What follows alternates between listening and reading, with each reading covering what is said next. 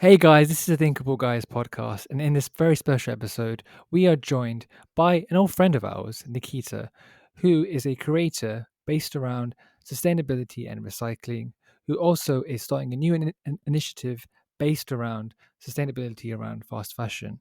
Please, Nikita, introduce yourself to us. Hello, hi, hello everyone. I am, well, my name's Nikita. I'm a 25-year-old from London. And like Harminder said, I went school with Hardy and Harminder. Well, Change Your Waste. It came around during the first lockdown. It was a surprise to us knowing that you had a new sustainability page, Nikita. We would like to know, like, where did that come from? So during the first lockdown, I was trying to do plastic free July. And it was a concept that was fairly new to me as well because, um, well, I always knew that plastic is bad and I stayed away from. But Yep. I had a friend, well, I have a friend, Jasmine, who introduced me to a lot of things that she was doing at that time. Um, which helped me on my journey of self driven research into climate change and sustainable living. Um, and it just came to a shock to me because, we are witnessing that for the first time, human beings are changing nature and we are changing the conditions of life. Um, Hmm. and for the first time ever, we're using up resources in a way that we can't replenish them. Um, Yeah, yeah, and I think I went on Instagram trying to look for influencers that could help me, teach me, that I could follow. Um, and I just couldn't find myself engaging with anyone on Instagram. Um, Why is that? Why? What? um, What was in I that you guess couldn't? I don't know. I found that a lot of them were vegan, which was a massive put off because I eat meat. A lot of them only wore secondhand clothes, and I was really into my um, fashion. And mm, yeah, I think when you follow these people on Instagram, they're so far in their journey, and you haven't even Mm. started that it doesn't feel achievable definitely. where they are. That I guess led me to start my own Instagram. Initially, I was quite shy, and I still am. You can probably hear it. I'm not someone who is comfortable being in front of the camera. Even this podcast is like a push for me. But I guess sustainability was that one thing that makes me want to push myself out of my comfort zone. And like I said, initially it was meant to be a fact sheet page where I was just going to make pretty posters, make, you know, funny memes about waste and rubbish and littering. Um, and then I just kept learning the knowledge that I was gathering from all these articles and the documentaries I was reading and I was watching. I just thought, why not? Why not actually start recording myself and putting myself out there? It's very difficult. I found it very difficult to be in front of the camera. Hardy, I think I was telling you this the other day. Yeah. Um, it takes hours to stand in front Mm. of a ring light, and Yeah, it does. It does. It does. It does. We've It's gone through difficult. it. We've gone Content through it. oh creating my is very god, hard. Like even for us doing a podcast, it's very difficult it's sometimes. I, Like I- yeah. I'm red right now, and I'm speaking to you guys over this software. And there were times where I'd stand in front of a ring light and speak for like 5 minutes and just delete the whole thing because Yeah, I've done that many yeah, you times. Yeah, just had to just not happy with it just for not some happy reason. with Yeah. it. But then yeah, slowly I started doing videos. I think my first one was just me introducing myself, and then I started doing little tips on recycling. Um, I got a good friend of mine, Jessica Kang, who is Miss London. I got her involved, and we did litter pickup, canal cleanup. That was fun. Um, one of my other good friends, she has a cooking page. So I collaborated with her and we looked into um, sustainable cooking. So instead of going to your Tesco's and buying fruits and vegetables from there, which is covered in plastic, you can go to South of Broadway, support your local greengrocers, and buy. Well, I guess for vegetables and fruits, they already come with the natural packaging, so you don't need that extra layer of plastic around them, and that was the point we were trying to make. Um, Hmm. I went for a little travel um, around Greece, Czech Republic, and Vienna, and I kind of documented my effort of being more sustainable. So I find it very, when you go on holiday, you're literally on holiday mode. Work is off. You're drinking at 12 p.m. and it's you're not in the real world, but Yeah. even when I was traveling, I just wanted to be mindful, and Yeah. I wanted to compare the difference. I compared, well, the government policies on recycling and sorting in the UK as opposed to these countries, and we think economically we're probably better off as a country, but the policies in place, the general attitude of locals there was so much better towards sorting and recycling, which was nice to see. Did you feel like there's like the UK is lagging behind the European countries?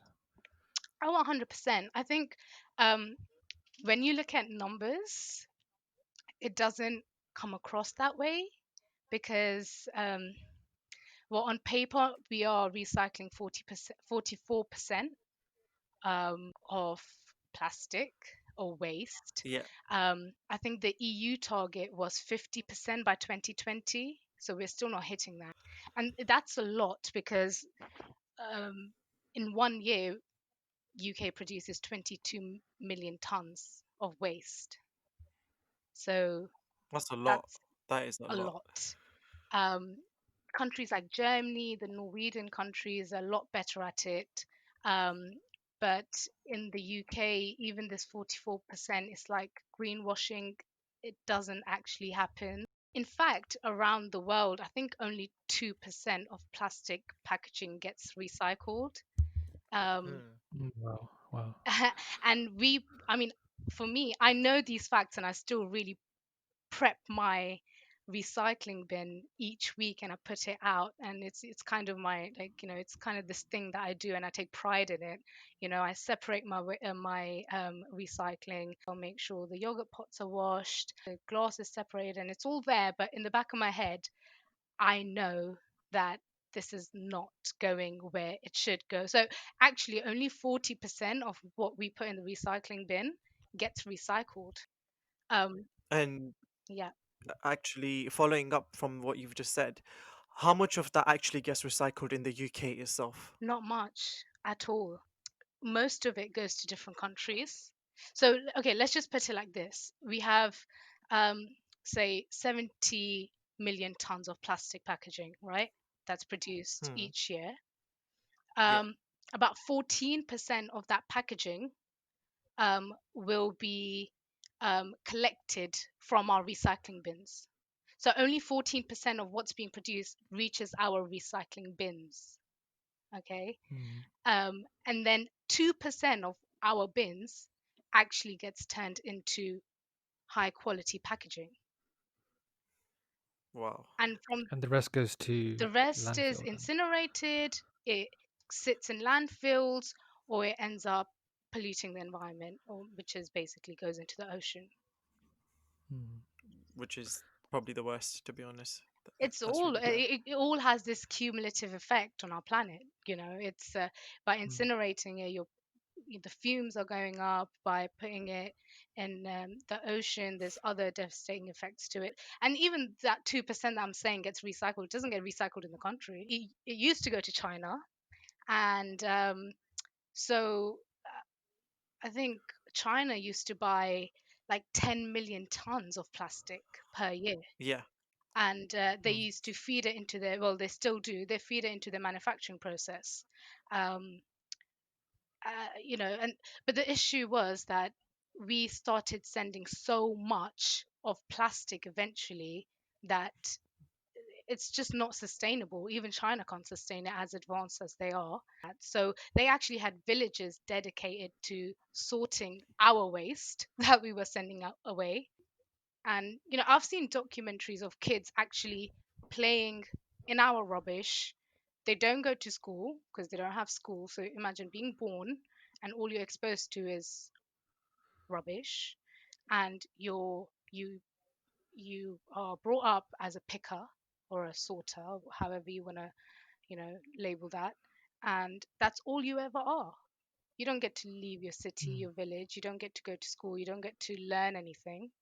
You live and you die in someone's waste. And once you see something like that, how do you unsee it?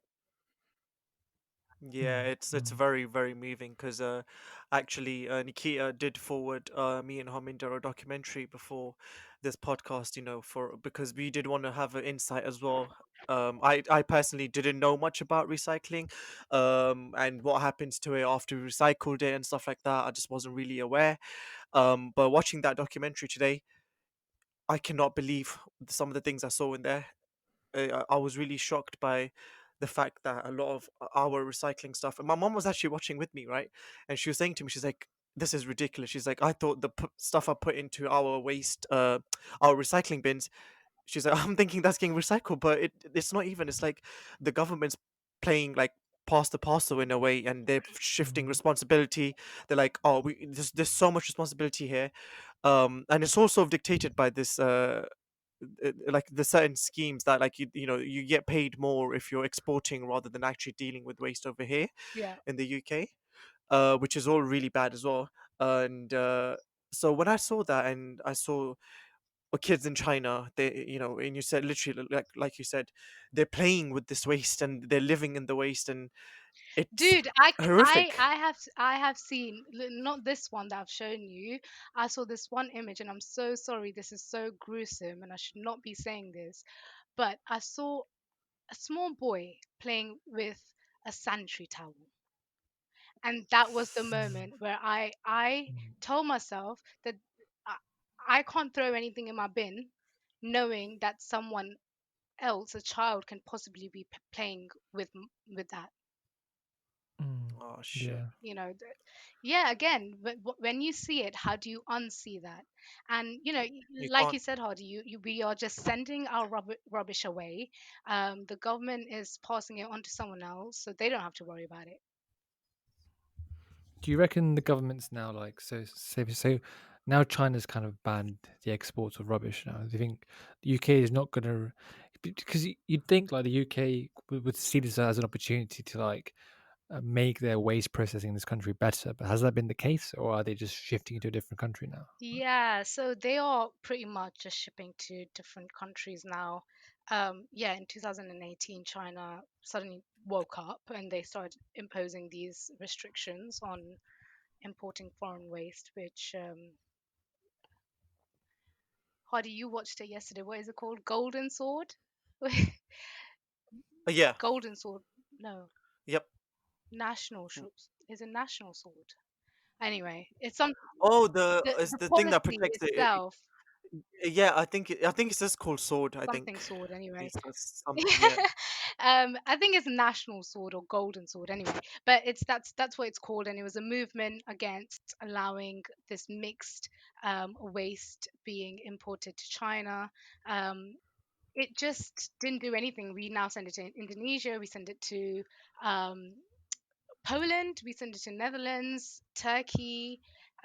Sad thing is that these countries that we are now importing our waste to, they don't have the infrastructure like China.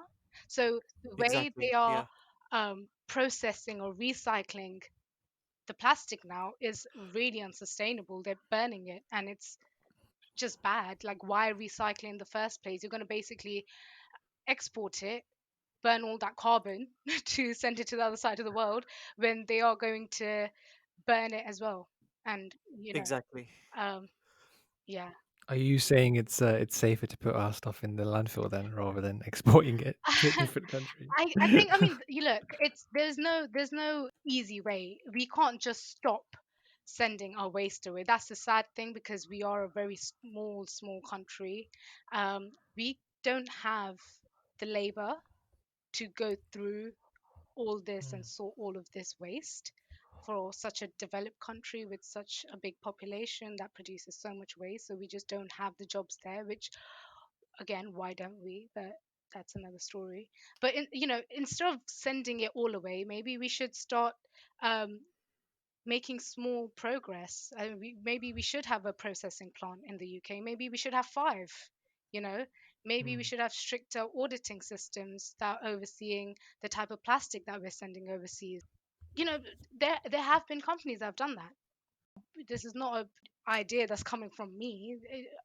People have thought of this in the past, but like you said, Harminder, the competition is too much. They are up against these exporters, and um, even if they spend all that money and recycle the plastic, they can't do it cheaper than China. Hmm. Mm. Yeah, they can't compete And so, basically if you're a on the market. manufacturer who's making baby toys and you need virgin plastic, you're going to go to China because they sell it for cheaper, and you're not going to go for a UK Mm. company because, I mean, the cost is going to be higher because they spend more money in recycling their plastic. Yeah, that's actually very true. And I'm thinking here, right, when you say all this, the government has, to obviously deal with all the plastic and all that, but let's sort of dial it back down to like, you know, back to the basics of us, trying to be, or us being more responsible with our plastic and our waste sort of thing.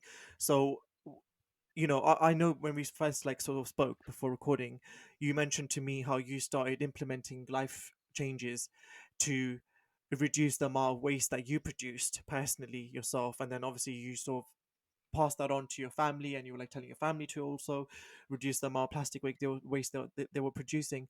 So do you think that if everyone was to just put a little bit more effort into these things, maybe we can reduce the amount of plastic waste that's produced in the first place? See, the okay, so when we collect waste and when we send it away, um, there is a factory that it goes to where it's sorted. There are about 20 to 30,000 people in this country that are appointed just to sort our waste. Okay. Yeah, And I don't see the government spending more money and appointing more people to do so.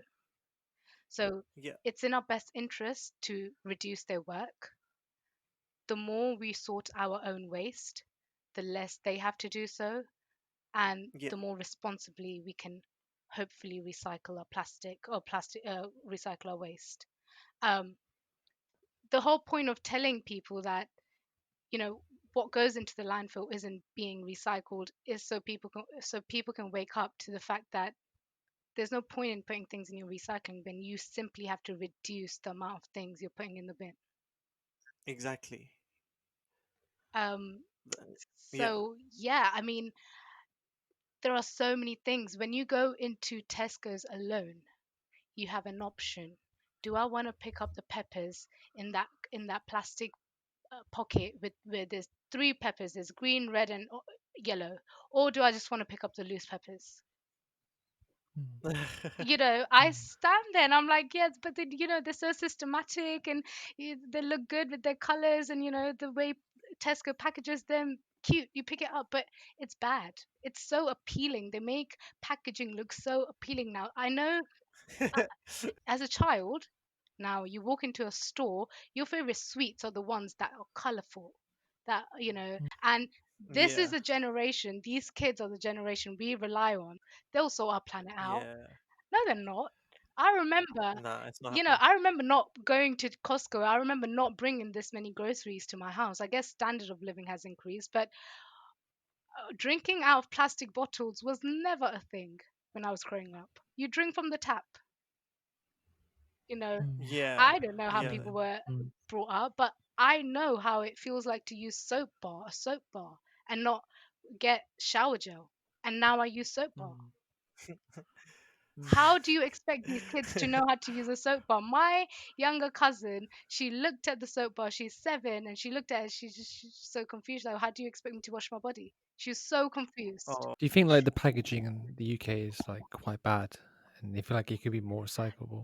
On my Instagram a few weeks ago, maybe 2 or 3 weeks ago, I went to Lidl because I read so many articles on Lidl being the sustainable supermarket. They've really cut back on their packaging, and they've got all these targets for the next 10 years to do even better. Honestly, it was the same. There was no difference. It's there's no There's change. no No change change, was. no change in the way Tesco's package it. Sainsbury's, Asda, Aldi, they're all the same. Um, Mm.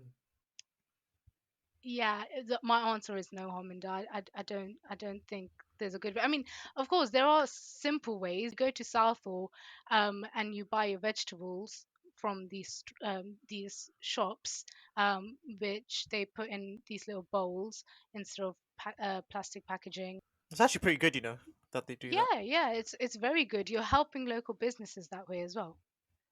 Yeah, and it's really good that they do that. Another thing is I wanted to ask you, or sort of get both of you guys' opinion on this, is obviously this year, COVID, big thing.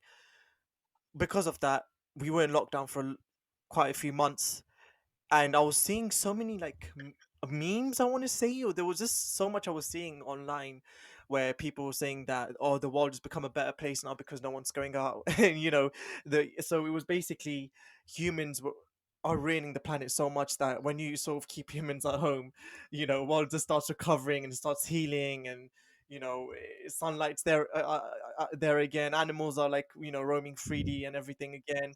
So do you think that's true to an extent, or do you think that maybe this year the waste will be a lot lower because of lockdown, and we might see a Um, positive sort of impact of that? I well, one thing that has happened well, especially in some major cities, like if you go to cities that are heavily polluted, they've actually have seen like a huge benefit in terms of the lack of greenhouse gases that us humans produce. I remember reading something online about India, for instance. Like some cities, you can actually see like through the city now, like cities like Mumbai and Delhi. Like you can actually see like stuff from a distance. It's like it's not surrounded by this like this like cloud of fog that was like Polluted air. yeah, polluted air, Polluted, I yeah, think basically. I yeah, Yeah, saw something on polluted air. Instagram that you can see the Himalayas from Punjab, which you couldn't before. Not that I've ever been to Punjab, but I remember reading that and I thought, wow, that's crazy. That you couldn't see yeah. that before because the Himalayas, hello, like only the biggest thing that you should be able to see. Um, at the same time, yeah, I'm sure there's been huge cutbacks on carbon emissions, but at the same time, the PPE really concerns me because that's another thing I've been seeing everywhere. Um, Yeah. the face masks, the blue ones, pet peeve. Mm, um, yeah, I think there's a give and take here. The main thing about COVID and this pandemic is what we want to do after it. And I think COVID Mm. happened at a really pivotal time because that's when all the um, protests and um, the pressure for climate change policies was inching in. Prior to the first lockdown, there were a lot of protests for climate change, and mm. there are some deadlines and targets that not just the UK, but many countries around the world have to achieve. And it's now what we do during COVID, during this pandemic, because this is just a time that everyone is more open to the current global climate and the issues. Because imagine being at home for um, a month, 2 months, 3 months, you lose value for a lot of things. For example, clothes. Um, I went into Zara the other day and I loved so many things. The old Nikita would just be like, grab, grab, grab, grab. But but I told myself that okay, no, you don't buy into fast fashion. So I got my one top Also, where am I wearing it to? It kind of changes my perspective on the things I buy now, because I'm thinking, am I going to use this? Yeah, Because the way I'm living my life is a lot different to the way I was living last year. And two, is it sustainable? And I think yeah, people are starting to ask themselves the first question, which is, am I going to use it? But it's about time we start thinking about the second one as well. that's Mm. very true. Yeah, because I mean, when you go on Amazon and you're trying to order something, and there are two products that are the same price, or even if the sustainable is like £2 or £3 more, we should start making that effort to buy the product that's sustainable. These are the small things that I wanted to implement through Change Your Waste. I mentioned fast fashion, but that's a big one, because we live in this era where we see now, we buy now, and we wear now, and then we throw away the next day. Hmm. Yeah, we're just so overstimulated by material things that Do you think it's a society problem that we're brought up like we are this? brought. I mean, I don't think I was, if I'm honest with you, growing up. But I guess it just depends on each person. But I maybe had one or two pairs of school shoes, and I maybe had like four pairs of normal going out shoes. And until I break those shoes, I wouldn't get new ones. So maybe I had six shoes. You had 4 pairs of shoes? Oh my No, but gosh! as a girl, I had I'm six kidding. shoes growing up. Like maybe this like throughout maybe high school. And now I don't even want to disclose. If you're shocked at six, I'm not going to tell you how I'm many kidding. shoes. I'm kidding. I have quite a few. Yeah. I'm not. How many gone? Can I I guess? honestly haven't counted, but it's way above 30. 30. Oh wow. It's like opening a shoe shop. Yeah, it's Oh shocking. gosh. It's shocking. Where do you store all these shoes? Um, so I have like a seasonal cupboard. So I have a cupboard which is big enough. Then I have some storage under my bed. So I have a seasonal cupboard. So when now that it's winter time, all my summer shoes and clothes are under my bed. And then when the season switches, Wait, wait. Wasn't it like last time Nix was like she stole some of her stuff in her dad's or parents' oh, room as well? don't bait me out. Yeah, Sorry, I had it's to. sad. Guys, I'm changing my waist actually. Yeah, at least you're trying. See, you're making an effort. No, but this is normal. And I do this too. And I have done this. Exactly. And despite of me doing this, I want to be better. And Mm, mm. we should all just be a Which little is bit fair. better, you know. Um, Gosh, 100%. you make me sound so shallow. No, do you know what? No, no, no, no. In terms of like, when I first checked out your page, Change Your Waste. I remember checking out the first post, and it was a factual post that you did.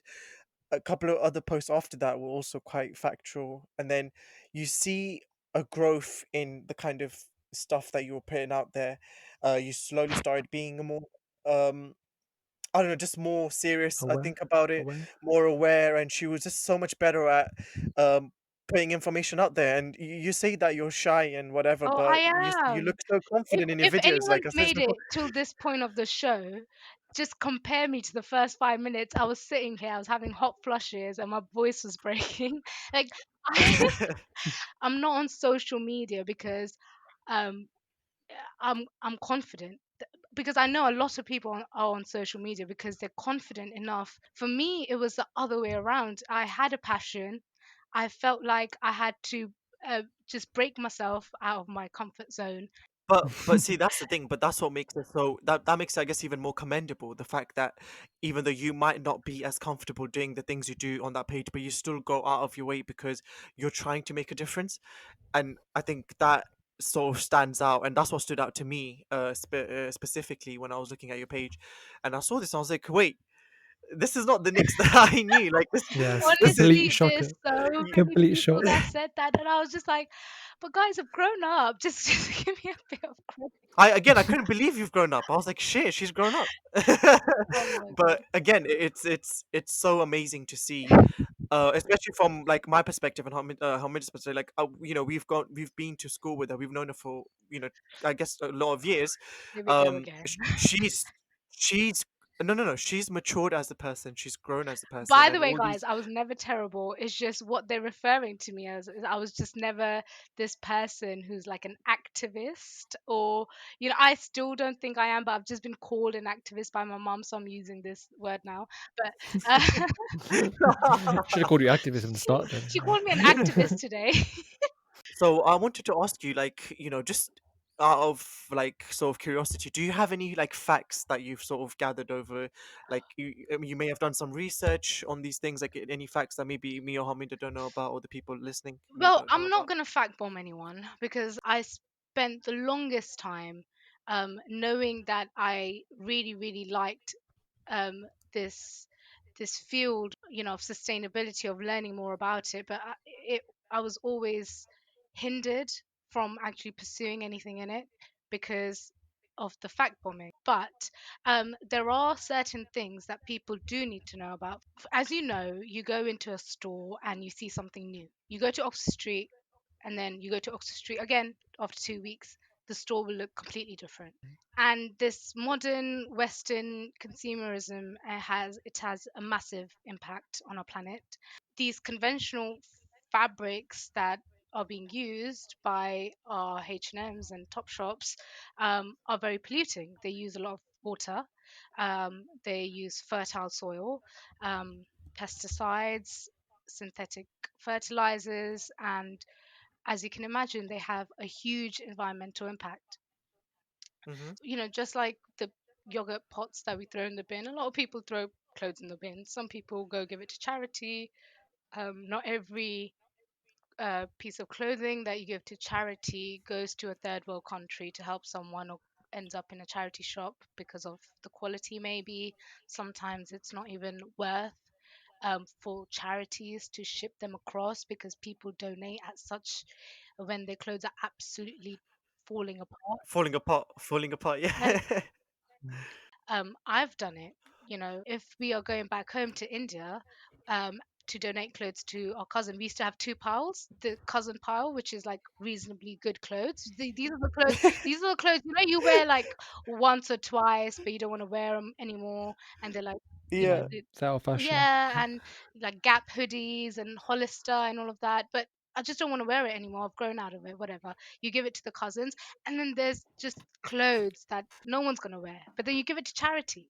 And I guess it's better than throwing it away. If we were just mindful of what we're buying, it would be so much better for the environment. America's the biggest exporter of cotton in the world, and it uses unimaginable amount of water to grow the cotton. It uses chemicals and fertilizers. It's very difficult to find clothes now that use natural dyes. They all use synthetic dyes on a huge scale, and this uses a lot of water again, but it causes pollution.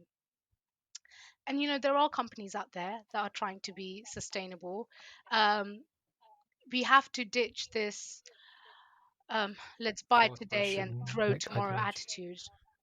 Mm. Yeah. Yeah, I remember from a personal experience, like I think I mentioned to you guys earlier, like how about 5 or 6 years ago I stopped buying fast fashion Yeah. because when I like moved out from my home, went to uni, I took the clothes I had with me, but then I realized like so I'm wearing these clothes daily, different clothes daily. I'm changing clothes quite quickly. I'm realizing after 2 3 months, well, I need a new T-shirt because this was like shrunk or whatever, like, or I need a new set of like like trousers, or for instance. And I started to discover, wait, why am I buying the clothes from the same store again every few months? Because I walk into Next or Top Man every couple of months, and everything just changes. And now I'm thinking, now I want that, now I want this, and I never really understood that until I kind of realized, well, if I can't find like brands that are like efficient or sustainable, then I'm just gonna find brands that are I can wear longer. Yeah. That won't really run out of fashion. That way, it stops me from buying excess amount of clothes from these sort of like fast fashion shops. So I started to buy clothes from like different brands that had like brand power in it. I know it's not the most sustainable way technically, but in the long run, it means I'm kind of reducing the amount of clothes I'm buying. Yeah.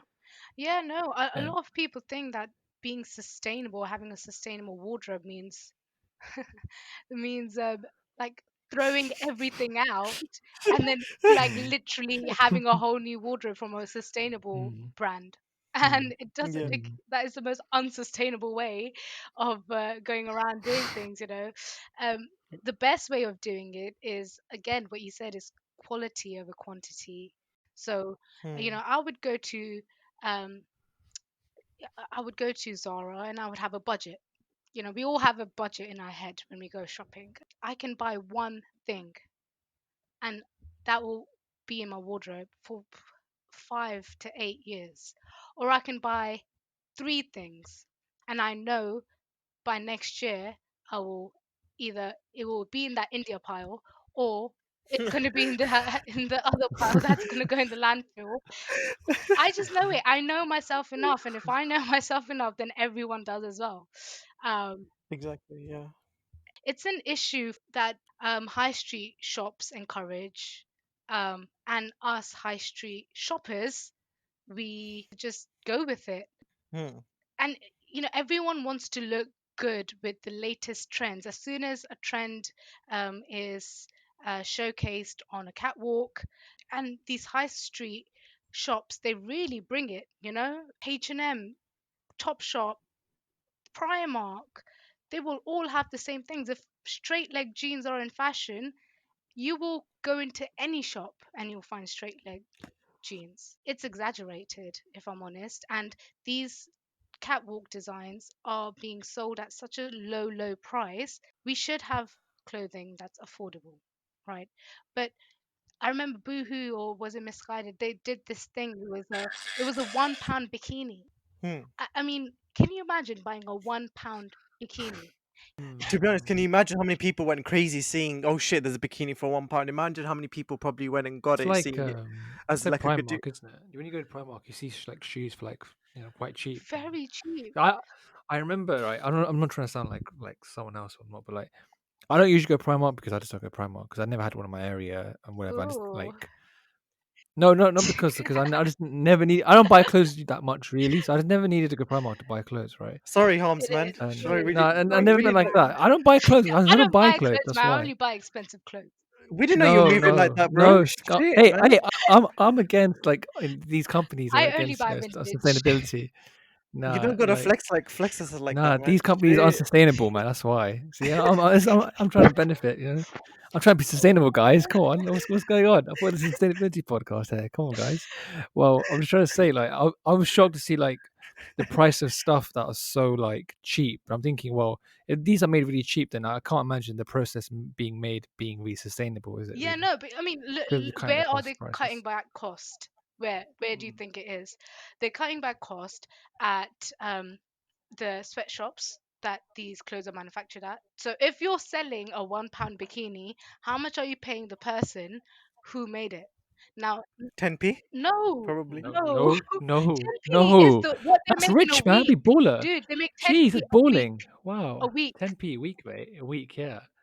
Is 10p is it? Now baller. It'd think be about the balling with exporting. 10p. Think Jeez. about them having, they need to hire people in the warehouse, in the sweatshops. They need to get it into a pallet. They need to get it onto a massive ship. They need to import it into the UK. They need to pay for next day delivery to get that one Yeah. pound bikini to your doorstep the next day. I know it doesn't happen overnight, but think about all these costs. And you bought that bikini for £1, and chances are, if you bought 50 of those, that's going to come to your door for free. Gee. In high school, I remember there was a trend where everyone was wearing skinny jeans, jeggings. These were Mm, mm. leggings that looked like jeans. It was the most ridiculous. Jeggings. Oh, Jeggings. Jeggings. don't get me started on jeans, man. I'm thinking, where was slim jeans my whole life? Like, whoa, come on, man. I lived my whole life with bootleg. I'm thinking, when is slim jeans like not big? Honestly, yeah, no, I just can't see eye to eye with a guy that wears skinny jeans. I just can't. To be Mm. honest, skinny jeans. Okay, how about chinos? Is that No, different to chinos is skinny slim jeans? fit. If we're getting tech, Slim fit, Yeah, so yeah. that's slim fit. okay. Oh yeah, slim fits, yeah. Yes. I Okay, so mean, that's Skinny fine. is when Yeah, it's yeah, I guess stuck to their tight legs. jeans are tight. I mean, Oh no skin no no, tone is that's ugly, bad. man. Yeah. That's bare ugly, man. I don't like that. Yeah. It's crazy how we came from bootleg to skinny jeans so No, instantly but as then well. There was bootleg no is in back in between. fashion. So right now, um, bootleg is back in fashion. Straight cut is back in fashion, and essentially that's what it comes down to. Fashion is you. It's not H&M. It's not Zara. It's not, you know, Gucci. Um, I don't see it. But if you can look good as a guy in really skinny jeans, Yeah, then big go up. for it. Go for it, man. Yeah, go for Yeah, that's you. it. Do you, boo? But um, but there are so many ways of doing it, and I was once sitting in a bar with a few girlfriends having a great time, as you do. Yeah. And one of my friends, she was telling me how she upcycles a lot of her clothes, and she knows how to sew. She does alterations, and we kind of just sat down. And again, I draw inspiration from people. Um, I think prior to that day, I was so focused on my bin and what was in my recycling bin, and it just I my sustainability journey was not going to start with fashion because of the size of my wardrobe. So it came as a shock that day. She opened me up to thrifting, retransforming your own wardrobe, to upcycling, altering your clothes, to sharing your clothes with your friends, which actually I've always done. Me and my friends always share clothes, but um, from there we started waste clothing, which is sort of my new endeavor, alongside Change Your Waste. I wouldn't call it a company yet because I'm still trying to figure out exactly where we're going with it. At the moment, I want to call it a movement. Um, Yeah, which makes sense. And so you've sort of come up with waist clothing as a way to tackle, or as an answer or a response to fast fashion.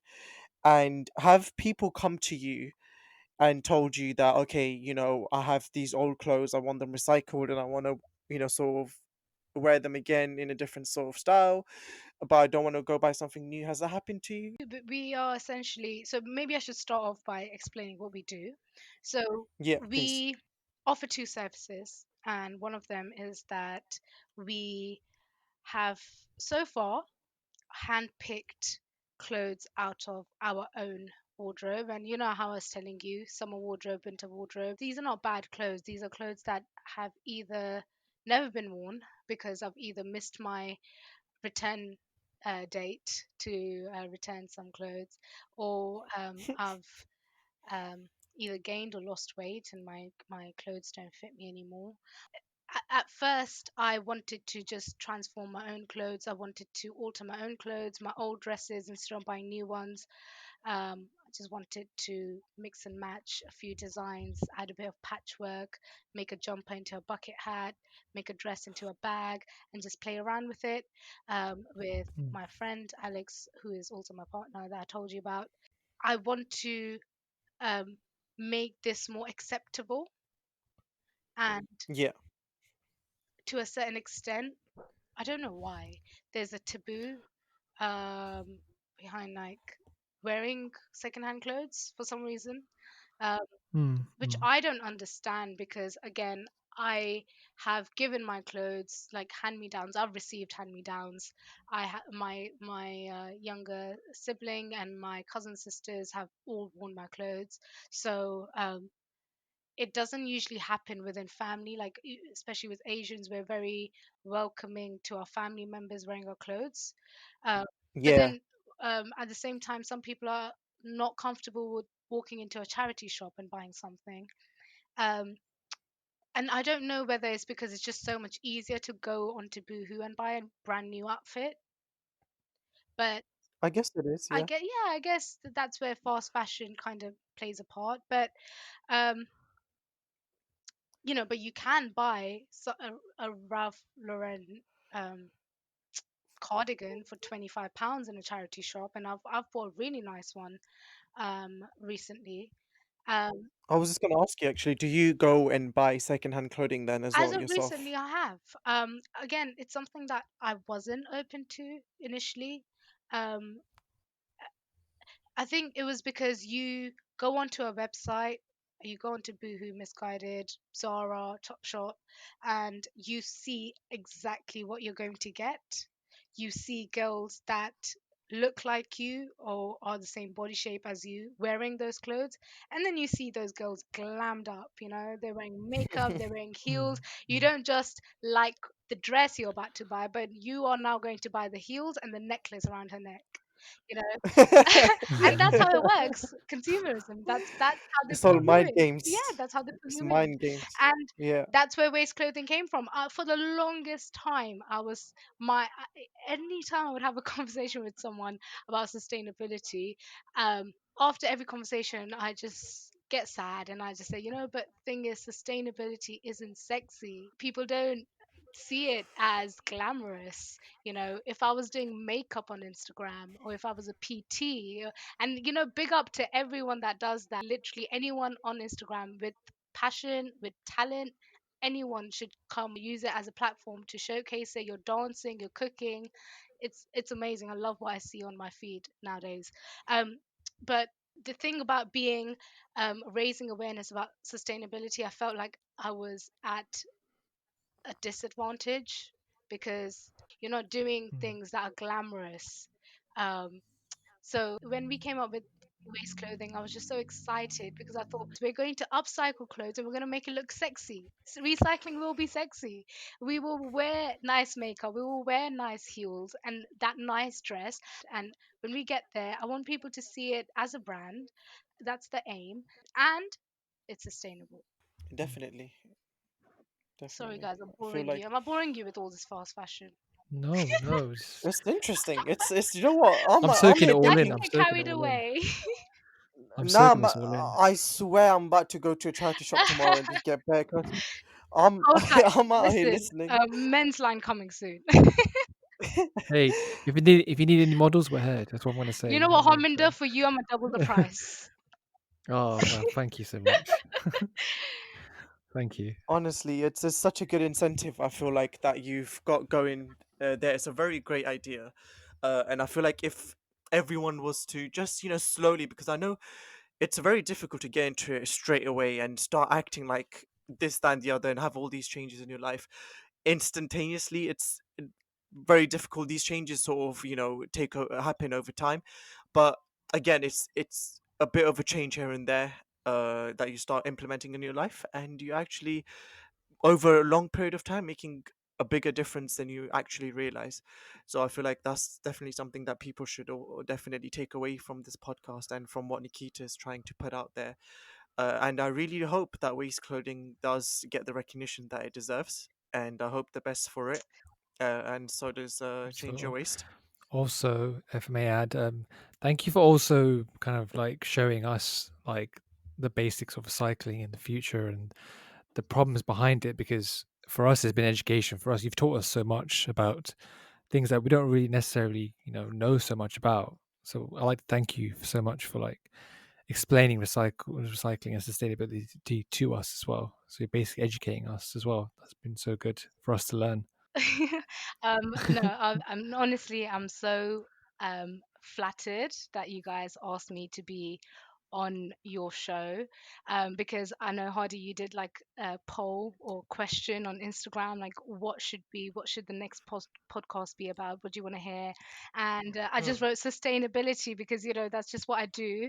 It's like my favorite word. So I went on then. I was like, yeah, talk about sustainability, guys. It'll be fun. I'll tune in. And then you just messaged me saying, hey, do you want to speak about it? So I felt so privileged that uh, you identified me as someone that could come onto your show and speak about something like this. And I always say that sometimes, honestly, there is no option. You have to buy something, or you have to throw something, or but when you can help yourself, just help yourself. And there's power in numbers, and tell a friend to tell a friend, not just about waste or change your waste, but about what you're doing. If you are doing anything, if you're making any small changes, tell your mum, tell your cousin, tell your best friend. They're going to tell other people, because we don't want to scare anyone, but we don't have much time to kind of make these changes and actually make an impact. Oh no. What what do you mean? No, I'm kidding. No, no, that's it's true. Before we so waste this beautiful planet away, we should try to make it as sustainable as we can. So Try to leave definitely. a good footprint, not a carbon footprint, but a A good good footprint. That's footprint. what I would Yeah, say. let's just do the best we can. It's only going to help our kids if we get into like somewhat mentality, that we are going to cut back where we can, and then the next generation is going to be much more prepared, um, and then hopefully they can pass it on. Even if we don't see the devastating effects, which we will and we already are, but they are going Hmm. to get the wrath of it. And sometimes we just think, oh, I know climate change is real. I'm not a doofus. I believe in science. I know it's real, but I'm not going to die from it. So it's okay. Hmm. My dad says that. And What a great way of thinking. yeah, but my grandchildren might. And let me just Exactly. prepare them as much as I can. Yeah. S- let's hope that we can. Hopefully, we can all we can do is hope as human beings. Let's hope that we can sort of make a better future for everyone, our grandchildren and their grandchildren, and what hopefully we can pass down the right information to everyone around us. So yeah, on that note, I would like to thank you, Nikita, for joining our podcast today. It was lovely having you as a Thank you. guest Me on too. our I loved podcast. it. Thank you, guys. Maybe We we have, could yeah. Sorry. do a couple of more like collaborations down the line if you have Oh, anything 100%. else you wanna Always down to talk. talk. Well, you're always welcome on our podcast, and wish you the best Wish you the moving best. Thank you so going forward. much. Thank you. Bye bye. Thank you All right, for enlightening us. Thank you. Bye. thank you. Bye, bye.